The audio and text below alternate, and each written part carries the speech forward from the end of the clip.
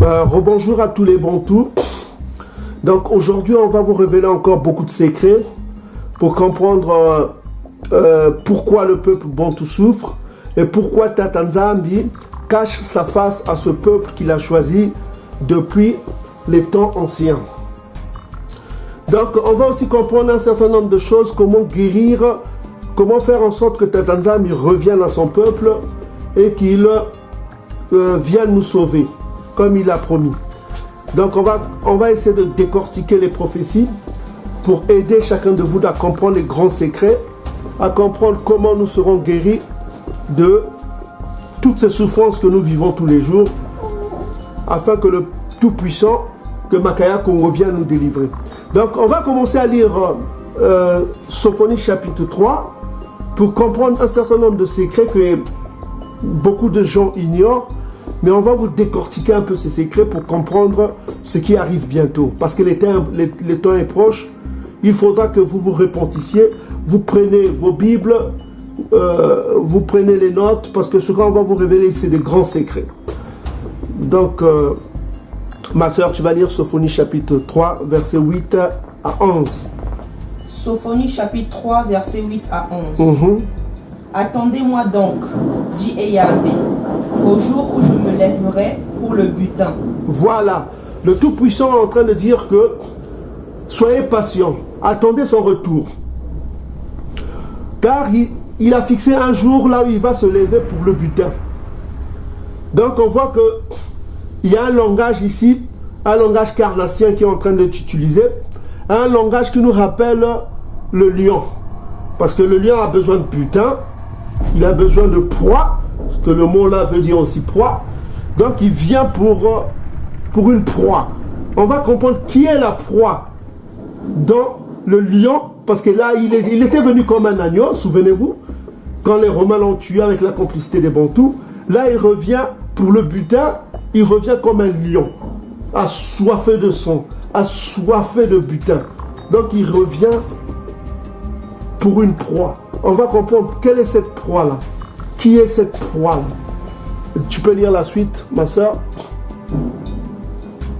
Car j'ai résolu de rassembler les nations, de rassembler les royaumes, pour répandre sur eux ma fureur.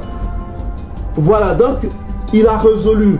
Donc il a, dans sa tête, dans son esprit, il est en train de venir pour rassembler les nations, pour rassembler les royaumes. Donc on voit que la proie dont il a parlé au commencement, le butin dont il a parlé, c'est de rassembler les nations. C'est les nations, ce butin-là.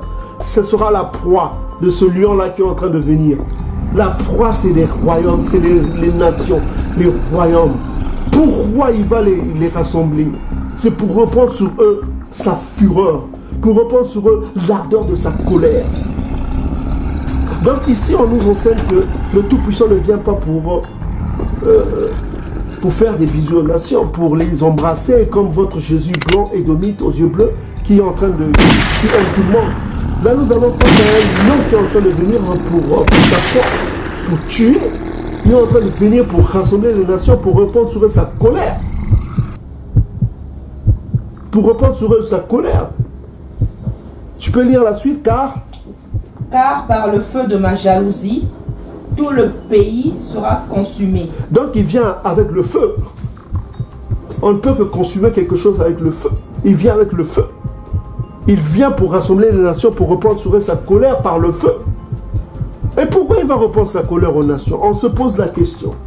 Mais pour comprendre cela, il faut aller dans Joël chapitre 3, qui va nous donner l'explication, versets 1 à 2, qui va nous donner un peu plus d'explications pour comprendre pourquoi il est en colère contre les nations. Pourquoi il vient les rassembler. Joël chapitre 3, versets 1 à 2 va nous dire pourquoi. Joël chapitre 3, versets 1 à 2. Car voici en ces jours, en ce temps-là, quand je ramènerai les captifs de Yaoundé. Voilà. Donc, il va ramener les captifs de Yaoundé.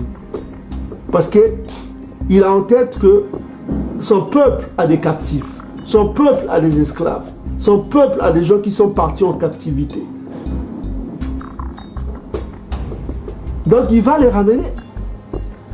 il va ramener les captifs de son peuple, notamment les fils de Yacouba, les fils de Yacouba, la tribu de Yaoundé, la tribu de Yandi. Il va les ramener. Continue. Et de Salama, je rassemblerai toutes les nations. Donc, comme Sophonie nous avait dit, il va rassembler les nations. Comme Sophonie vient de nous le dire, Sophonie chapitre 3, verset 8. Son intention est de rassembler les nations. Souvenez-vous, Sophonie nous dit que c'est pour reprendre sur ces nations-là, sur ces royaumes-là, sa fureur, sa colère, qui se manifestera par le feu. Continue. Et je les ferai descendre dans la vallée de Josaphat. De Yasapha. Yasapha. Voilà, c'est ça. Donc, il indique un lieu de rassemblement. Il indique un lieu de rassemblement et il donne ce lieu de rassemblement. C'est un lieu de jugement. Il vient pour juger les nations. Continue. Là, j'entrerai en jugement avec elle. Joël 3, versets 1 à 2. Car voici en ces jours, en ce temps-là, quand je ramènerai les captifs de Yaoundé et de Salama. Donc, il a promis de ramener les captifs de Yaoundé et de Salama, parce que le peuple bantou a des captifs. Ils ont des frères, des sœurs qui sont allés en captivité. À cause de qui? À cause des Édomites, à cause des Ishmaélites, des musulmans qui les ont emmenés en captivité. En Afrique centrale, la partie ouest, et l'Afrique centrale, la partie est. Ils sont allés en captivité. La partie ouest, c'est les Édomites qui ont fait l'esclavage d'abord des Africains, des fils de Cham, et ils ont fait l'esclavage des fils de Yandi, les Bakongo. Ils ont fait l'esclavage des Bakongo de l'ouest, et ils ont fait l'esclavage des Bakongo de l'est, du Mozambique. Ils ont fait la captivité des Bakongo là-bas, qui sont allés en captivité à cause des Édomites et à cause des Ismaélites, des Mahométans, des musulmans, qui les ont emmenés en captivité. Donc il va rassembler les nations musulmanes, il va rassembler les nations édomites. C'est eux qui sont coupables de la captivité des Bantous. Il va les rassembler. Continue. Je rassemblerai toutes les nations et je les ferai descendre dans la vallée de Yasapha. Donc il va les faire descendre dans la vallée de Yasapha, qui veut dire le jugement. Et qu'est-ce qu'il va faire là? Là, j'entrerai en jugement avec elle. Donc il rentrera en jugement avec les nations. En jugement avec les nations. Souvenez-vous, dans Sophonie chapitre 3 verset 8, il dit qu'il vient en colère contre les nations. N'est-ce pas ce qu'on a lu? Il vient en colère contre les nations. Et là on apprend dans Joël, Joël nous donne plus de détails parce que Joël va nous donner un peu de détails pourquoi il est en colère contre les nations. Son intention, c'est de rassembler les nations. Souvenez-vous, Sophonie nous dit qu'il vient comme un lion pour le butin. Il vient pour le butin, donc ça donne... il vient comme un lion pour sa proie. Il est en colère. Et sa colère va se manifester par le feu, nous dit Sophonie. Et là, on voit que il dit qu'il va rassembler les nations pour entrer en jugement avec les nations. Pourquoi il va entrer en jugement avec les nations? Ma soeur lit au sujet... Au sujet de mon peuple. Au sujet de qui? De mon peuple. Donc il vient au sujet de son peuple. Donc ces nations ont fait du mal à son peuple. Il vient en jugement contre les nations au sujet de son peuple. Ces nations ont fait du mal à son peuple. C'est pourquoi il vient en jugement contre ces nations. Parce qu'il n'y a pas eu justice. Depuis l'esclavage, il n'y a pas eu justice. Depuis la colonisation, les meurtres qui ont été commis, il n'y a pas eu justice.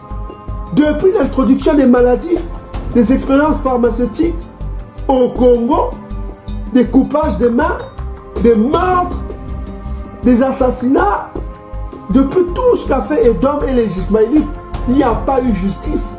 Donc il vient pour répondre à ceux qui ont soif de justice. Que nous dit Matthieu chapitre 5? Heureux ceux qui ont soif de justice, car ils seront rassasiés. Donc il vient pour la justice. La justice pour les fils bantous qui sont allés en captivité et qui ont travaillé des siècles et des siècles sans €1, soit $1, soit 1 centime. Rien. Et qui sont les coupables? Ceux qui se disent musulmans, arabes, et les Édomites européens. Ils n'ont pas encore payé leurs crimes. Donc il vient pour la justice au sujet de son peuple, de son héritage. Israël, Isolé continue au sujet de...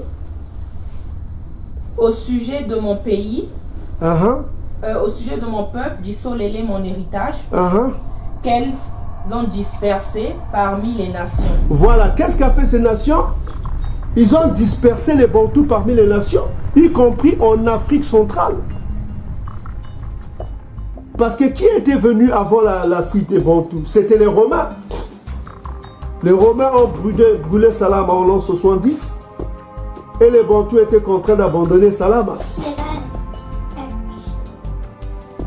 Les Bantous étaient obligés d'abandonner Salama pour se réfugier en Afrique au-delà du fleuve de Couche. Donc ils ont dispersé le peuple Bantou avec l'esclavage aussi. Ils les ont dispersés parmi les nations, notamment en Amérique du Sud, en Amérique du Nord, dans les Antilles, dans les Caraïbes. Ils les ont dispersés au Moyen-Orient et même jusqu'en Inde. On trouve les captifs bantous au Moyen-Orient, en Irak, en Iran. Toutes ces nations doivent être rassemblées pour payer leurs crimes. Ces nations ont dispersé les Bantous. Et qu'est-ce qu'ils ont fait encore? Et au sujet de mon pays, qu'elles se sont partagées. Donc on voit que il y a eu un plan de partage, comme vous pouvez lire sur l'écran. L'ONU a fait un plan de partage. Ils ont fait un plan de partage de la terre d'Isolélé. Ils ont fait un plan de partage pour partager le pays. Le 29 novembre 1947, l'Assemblée générale des Nations unies vote la partition de la Palestine. Par 33 voix pour, 13 contre et 10 abstentions, la résolution 181 approuve le partage de l'ancien mandat britannique entre deux États, l'un juif, l'autre arabe, et prévoit de placer Jérusalem sous contrôle international. C'est le début d'une guerre civile et d'un conflit généralisé avec le monde arabe 6 mois plus tard, lorsque Ben Gurion proclame la naissance de l'État d'Israël. La Grande-Bretagne avait reçu le mandat sur la Palestine au lendemain de la Première Guerre mondiale et doit concilier la déclaration de Balfour de 1917 en faveur d'un foyer national juif avec sa promesse de créer un vaste État arabe indépendant dans la région. L'administration coloniale, d'abord favorable au sionisme, autorise l'immigration juive en Palestine occidentale et réserve la Transjordanie à l'émir Abdullah pour apaiser les revendications arabes. Mais la politique de rachat des terres par les sionistes, qui veulent établir un État juif en Palestine, provoque des émeutes de plus en plus violentes qui aboutissent à la grande révolte arabe de 1936. Un an plus tard, la commission Peel envisage pour la première fois une partition de la Palestine occidentale. Mais à quelques jours de la Seconde Guerre mondiale, Londres change son fusil d'épaule, restreint l'immigration et soutient l'idée d'un État unitaire. Avec la persécution des Juifs d'Europe, le sionisme encore minoritaire en 1939 s'impose et se retourne contre la Grande-Bretagne à la fin de la guerre. Dans l'incapacité de maintenir l'ordre, celle-ci remet son mandat aux Nations Unies. Continue. Ils ont tiré mon peuple au sort. Ils ont donné le jeune garçon pour une prostituée. Continue.